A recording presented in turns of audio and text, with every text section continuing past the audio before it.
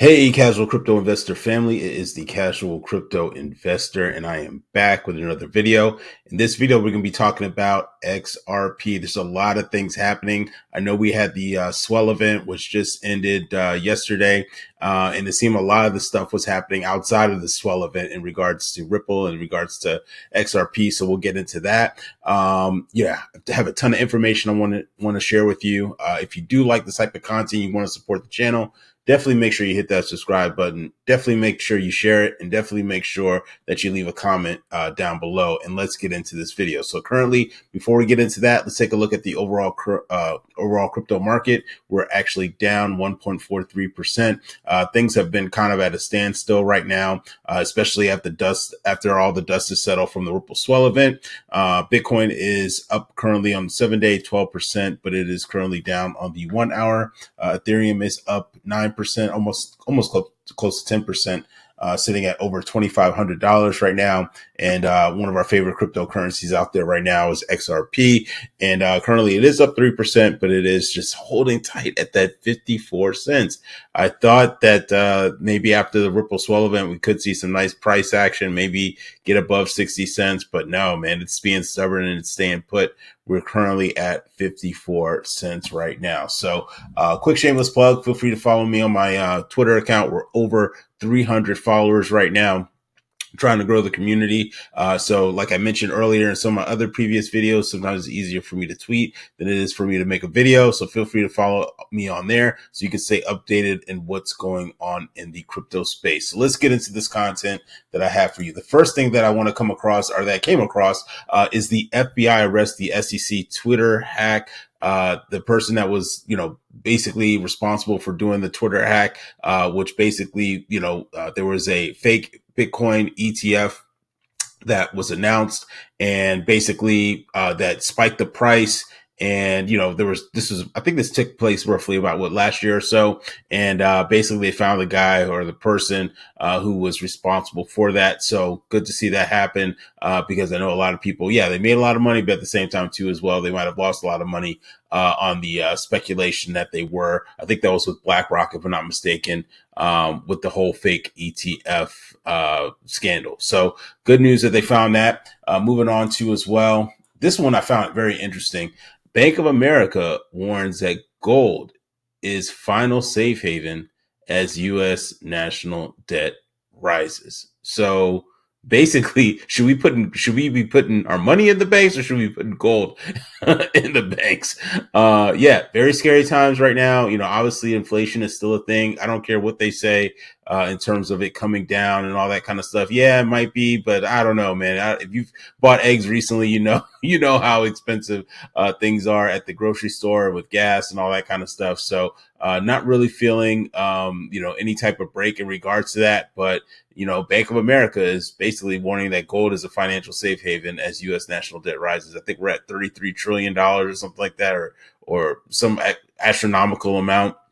And so, but that even speaks more volumes into why I think the digital space is going to be huge for banks, for just the overall, just not the national economy, but the world economy. And that's why I am a big believer in XRP. All right. Moving on to as well. Now, there's been a lot of things happening on Twitter. I've been trying to keep up with it in regards to the SEC missing the deadline. They didn't file the Form C on time. We're going to get into that and to figure out what happened with that.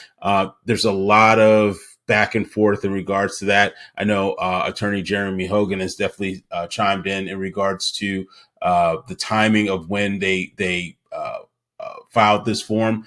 Some people are saying that they missed the filing date. Some people are saying that they didn't. So we're going to kind of get into it, and this article kind of breaks it down. So I'm going to kind of go over some of this content with you. So it says that the SEC Form C filing. So notably, the SEC was required to file the Form C within 14 days after it notified the court of its appeal intentions. However, there was a bid, or that must be a typo.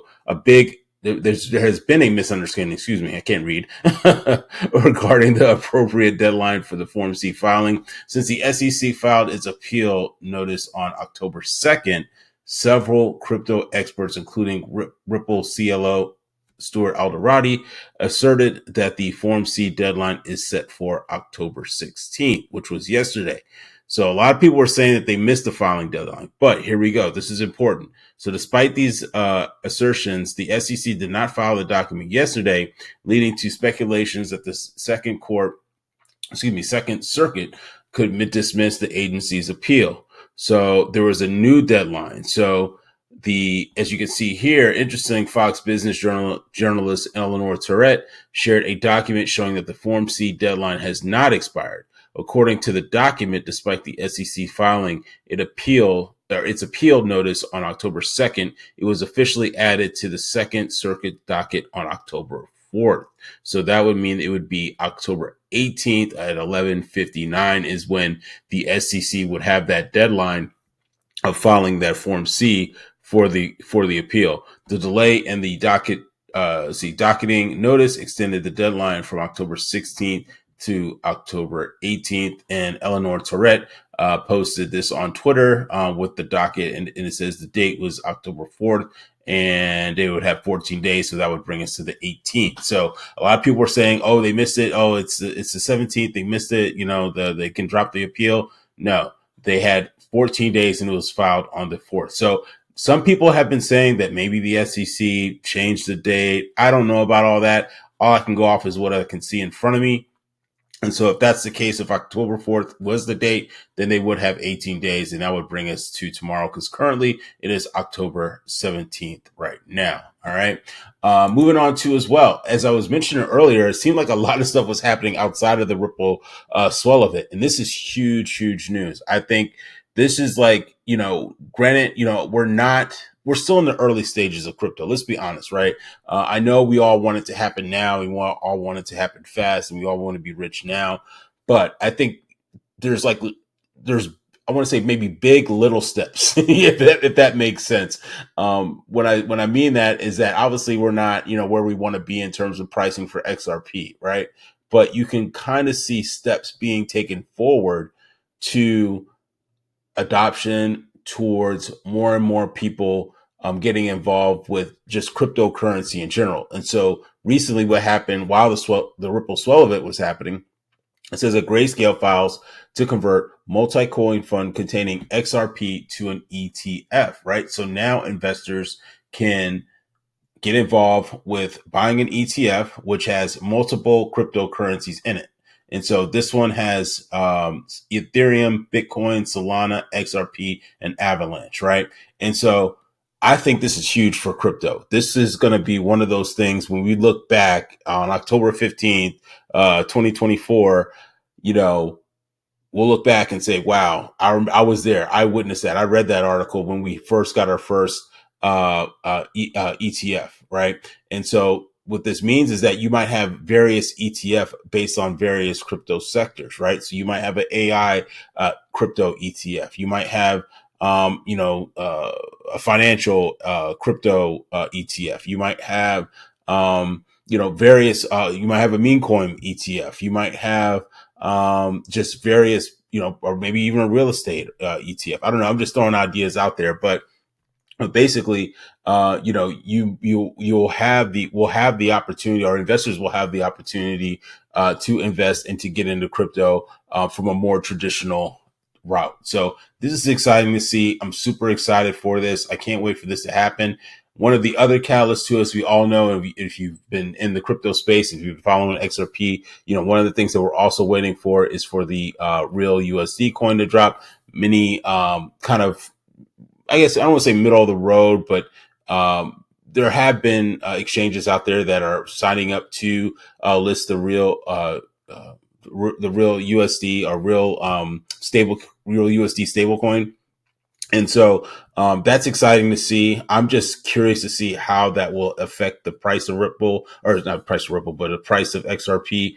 I'm interested to see, love to get your feedback on that. What do you guys think? And do you think that the real USD stablecoin will increase the price of XRP? And also how will it increase the price of the Ripple or of the XRP coin, right? I'm interested to see. I'm torn on it. I see both sides. I see how some people can say it will automatically affect the price, but then I can also see some reasons why it might not. It might just stay where it's at. So I'm interested to kind of learn more and to see how this will affect the price of XRP. And so yeah, we'll all be waiting for that. And I know that I'm super excited for this to drop too as well. Before we go, I'm going to leave you guys out with a video. Monica Long was interviewed on Bloomberg, basically talking about what's going on in regards to the lawsuit between Ripple and the SEC. And so I'm going to leave you out with this video. The reason why I'm posting this video, if you guys are not encouraged to go out there and vote, you really, really need to go out there and vote. I'm getting on my political soapbox right now. I don't necessarily care who you vote for. They're both, kind of sketchy on both sides of the aisle. But what I am saying is that if you are in this crypto space, if you care, not sure what happened there, guys. My mic all of a sudden just cut off for no apparent reason. I'm going to leave you guys out with a video. This is an interview that was done by Bloomberg, has Monica Long in it, and basically talking about how the relationship between what's been going on with the SEC and Ripple. The reason why I'm posting this video is because I highly encourage you guys to get out there and vote. I think if you are an investor, if you like crypto, if you care about crypto, it's very, very important that we get the people in there that are going to be more favorable to crypto. So wanted to give you this video and leave you out with that. If you like this type of content, make sure you like, comment, share, and subscribe, and I'll see you in the next video. Take care. Bye-bye. How much uncertainty is there left? Because when I think across the landscape of uncertainties, the list is long. It ranges from stablecoins to exchanges. What concerns you the most? So looking globally, many countries are getting it right, and they're leading the way. So take Brazil, Singapore, Hong Kong, UK, Europe. Europe created a framework called MiCA that brought together 27 different states to create a clear framework of how to regulate crypto assets and their use cases. In the US, you see a lot of chaos and confusion. So we would really like to see more leadership out of our policymakers in Congress. You have regulators like the CFTC who are really leaning in to understand and take a position on some of these, the technology and some of their use cases, publishing a paper on DeFi. And then on the other side, you have the SEC who has taken, frankly, Chair Gary Gensler has just been on a warpath for a number of years now with just through enforcement actions and not really providing any regulatory clarity. I hear warpath and I think to myself, at the same time, over the last year, we've seen ETF products allowed in the US for Ether and for Bitcoin. So it doesn't necessarily, to me, look like an administration or an SEC that has been really hostile to crypto. What would you say to somebody who comes back at you with that argument? We have the court system to thank for that. The SEC really was painted into a corner there.